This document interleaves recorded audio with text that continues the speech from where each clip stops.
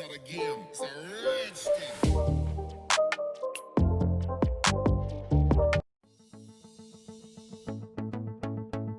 जैसे कि corona virus महामारी पहले से ही चुनौतीपूर्ण है, अमेरिका इसके बीच में आम चुनाव आयोजित करेगा। बहुत से लोग इस बात से चिंतित हैं कि पारंपरिक इन पर्सन वोटिंग कोविड-19 को और बढ़ा सकता है और इसलिए कुछ राज्य अपने वोटिंग के तरीके को बदल रहे हैं या बदलने पर विचार कर रहे हैं। वो अब मेल द्वारा वोट के तरीके को अपनाना चाहते हैं। मेल द्वारा मतदान को एब्सेंटी बैलेट और मेल इन बैलेट कहा जाता है। मेल इन बैलेट क्या है? 5 राज्यों वॉशिंगटन, ओरेगन, कोलोराडो, यूटा और हवाई पहले से ही वोट बाय मेल प्रक्रिया के माध्यम से अपने चुनाव का संचालन करते रहे हैं, जिसे अक्सर सभी मेल मतदान के रूप में जाना जाता है। इन राज्यों में पंजीकृत मतदाता स्वचालित रूप से मेल बैलेट प्राप्त करते हैं, जो चुनाव के दिन से पहले उनके पते पर भेजा जाता है और मतदाता द्वारा वापस भेज दिया जाता है या चुनाव के दिन एक निश्चित समय तक मतदान स्थान या सुरक्षित ड्रॉप बॉक्स पर जमा किया जाता है। मेल बैलेट को मिलवाने के लिए ऑनलाइन एंट्री करनी पड़ती है वेबसाइट पे जाके।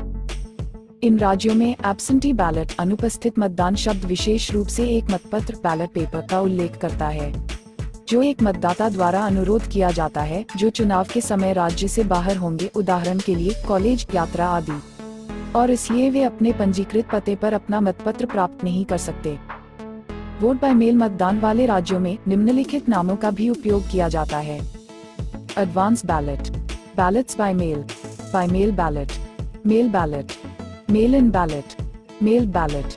वोट बाय मेल कौन कर सकता है? कोई भी पंजीकृत मतदाता मेल से मतदान कर सकता है। आपको चुनाव से कम 7 दिन पहले अपने काउंटी चुनाव अधिकारी से एक वोट बाय मेल बैलेट का अनुरोध करना चाहिए, या आप एक स्थायी वोट बाय मेल वोटर के रूप में पंजीकरण कर सकते हैं और प्रत्येक चुनाव से पहले एक बैलेट स्वचालित रूप से आपको मेल किया जाएगा। वोट बाय मेल कैसे काम करता है?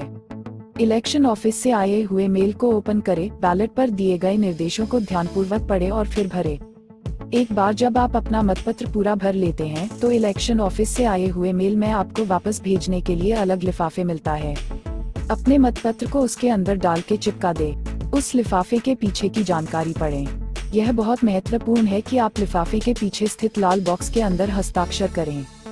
मेल बैलेट द्वारा आपका वोट अब वापस मतदान स्थान या मतदान मेल बैलेट ड्रॉप बॉक्स पर या आप खुद इलेक्शन ऑफिस में जाके जमा करने के लिए तैयार है। चुनाव के दिन शाम 7 बजे से पहले निर्वाचन विभाग द्वारा पूर्ण मतपत्र प्राप्त किया जाना चाहिए। मेल मतपत्रों द्वारा सभी मतों की गणना करने के लिए एक ऑटोमेटिक बैलेट प्रोसेस होता है जो मशीन से की जाती है, जो उस दिन डाक मतपत्रों द्वारा आने वाले सभी मतों के लिए लिफाफे पर हस्ताक्षर कैप्चर करता है।